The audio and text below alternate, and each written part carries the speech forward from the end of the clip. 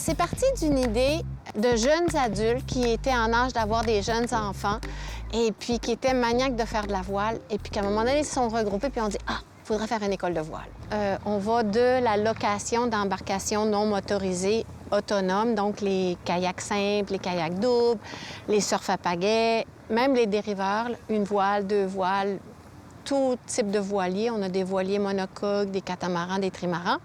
Mais on enseigne aussi. On enseigne sous forme de camp de jour, on enseigne aux adultes, sur tous les types d'embarcations.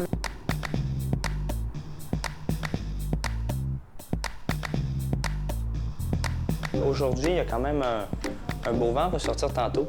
On va pouvoir pratiquer des rolling jibes.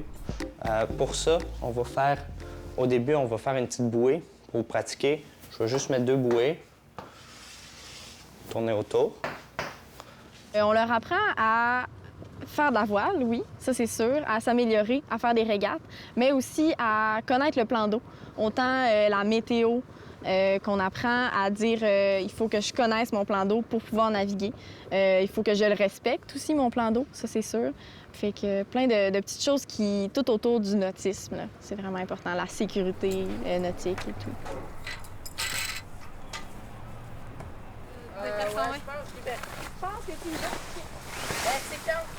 Puis j'aimerais lancer le plan d'eau parce que je trouve que c'est un super grand plan d'eau, il n'y a pas beaucoup de courant, puis il y a souvent des belles conditions de vent, puis c'est vraiment le fun. Bien, je viens à l'éco-voile pour perfectionner ma voile, pour essayer de me surpasser en voile, de devenir de meilleur en meilleur, jusqu'à un jour pouvoir être capable de faire de la voile n'importe où est-ce que je vais. Si je vais, est-ce que dans un autre pays ou juste, admettons, sur un lac, de pouvoir faire de la voile par moi-même. Des jeunes de partout qui viennent à l'école de voile. Il y a de plus en plus de jeunes de Montréal, mettons, qui viennent passer une semaine ici à chaque été avec leurs parents, puis qui viennent durant cette semaine-là à l'école de voile. Il y a aussi des jeunes d'ici, de la région, qui viennent, mais c'est vraiment des jeunes de partout. Parfois en vacances ou parfois chez eux. Parfois, ils sont chez leurs grands-parents, par exemple, ou parfois ils sont chez leurs parents ou au camping. Il n'y a vraiment pas une clientèle type, là.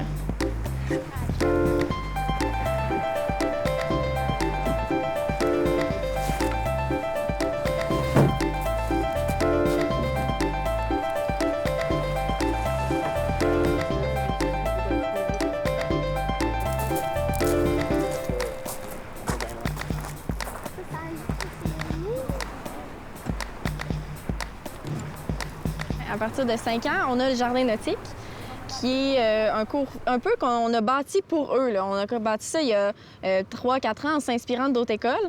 Et c'est vraiment un cours où est-ce qu'ils vont apprendre sur l'optimisme. Et ils vont apprendre au début à un peu juste l'équilibre du bateau, comment la direction d'un bateau et éventuellement la propulsion. Fait que la propulsion qu'on peut faire même à rame au début, puis après ça qu'on va pouvoir éventuellement faire à voile. Donc, ils apprennent à leur vitesse pour vraiment évoluer le plus possible.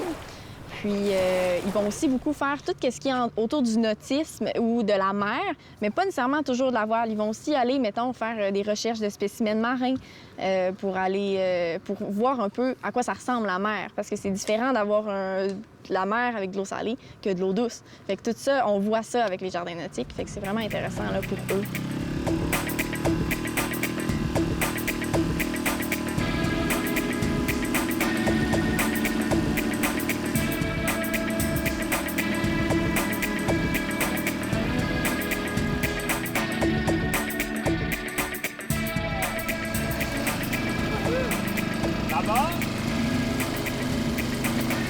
D'abord. Ouais. C'est bon.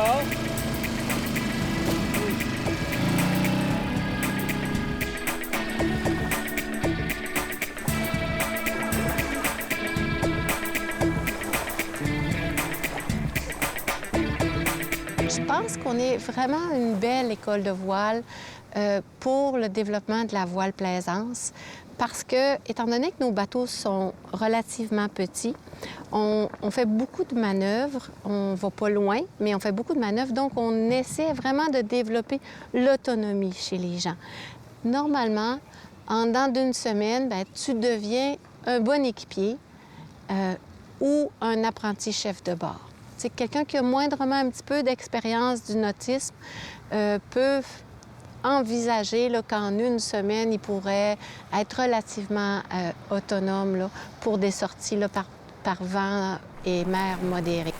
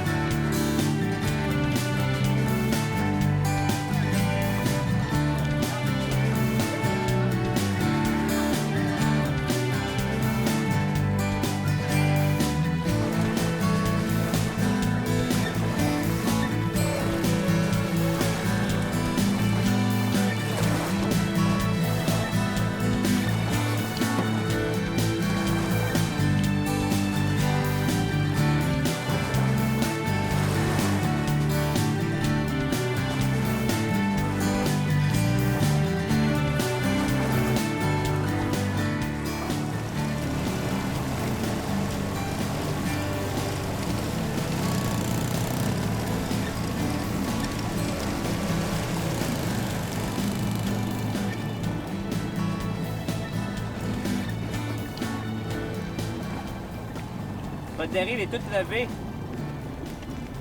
Votre dérive est super levée. C'est impossible que vous réussissiez à remonter le vent. Là. Pendant ce temps-là, Liam, essaye de ne pas trop être face au vent. Okay?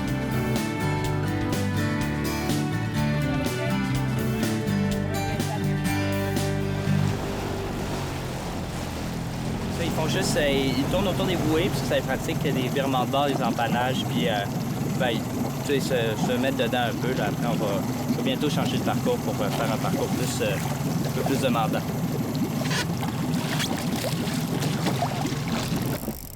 Marie, si tu touches la bouée, tu fais à 360. Mais où l'autre bouée? Ben, même place que tantôt, juste là. Ça va de Cancel 1 à Cancel 4 qu'on donne. Cancel 1, c'est vraiment un peu la base. Donc, on sait les manœuvres en général. Et ensuite, Cancel 4, c'est on les fait à la perfection et on fait des régates, on fait des courses qui vont toujours nous permettre de s'améliorer de plus en plus. Il n'y a pas un profil type. Il faut juste être intéressé puis se dire on veut toujours s'améliorer. Il faut écouter qu'est-ce que nos instructeurs nous disent parce que c'est comme ça qu'on s'améliore. Puis avec ça, après ça, quand on veut naviguer, là, on navigue. Avec le temps, l'expérience, on devient bon. Là. Tout le monde peut devenir bon. Le rêve est accessible. Tu peux t'acheter un bateau puis le mettre à la marina, un bateau de 25 pieds, 23 pieds pour en bas de 10 000 là. Fait que, puis il n'est pas fini, là. Ces bateaux, même des bateaux des années 76, ça se revend, là. Donc, je pense qu'on peut dire que c'est une activité d'aventure qui est accessible, là. On a des excursions en mer. Donc ça, c'est quand même un produit qui est accessible à une grande partie de la population. Il y a quand même beaucoup de gens qui en profitent, soit des excursions en mer sur le gros catamaran, donc où on embarque 10 personnes à la fois, les voiliers, les dériveurs, tout ça.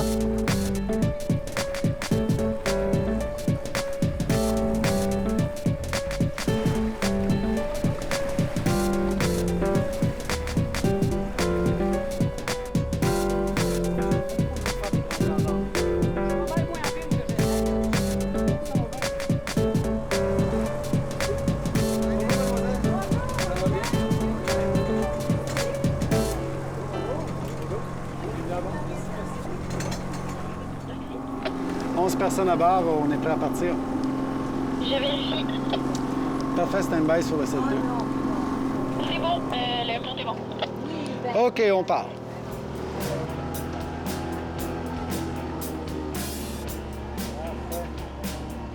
Alors, bienvenue à bord de Taxi. Nous venons de quitter la Terre, comme vous avez pu voir. On va partir pour 2 heures. Beau petit vent d'est. C'est chaud ici, mais au large de la pointe, ça va être un petit peu plus frais, ça va arroser. C'est toujours à la même place, c'est au gré du vent. C'est un peu n'importe où puis nulle part. Ouais. Ça, c'est le moteur. Si tu vois que je tombe à l'eau, tu mets ça au neutre. Tu cales la radio. C'est bon? C'est correct? C'est bon? Bon, c'est bien. Pareil, on tire. Hop. On tire. Encore. Et c'est parti. Go, on tire. OK. Parfait. Par ici, Gabou, encore un petit peu. Par ici, tranquillement. C'est bon. Parfait. Encore un peu. Tiens, je vais te laisser ma... Oïs! On met des bras en masse là-dessus. Ça va bien. Oïs! Allez, bande de fainéants!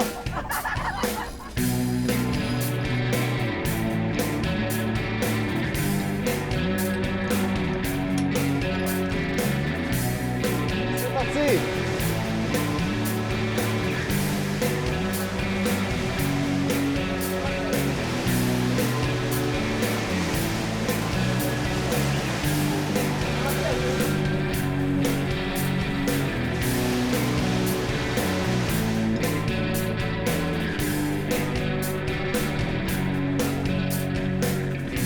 On a le plan d'eau salé au Québec le plus convivial, donc le plus doux, le plus facile d'utilisation.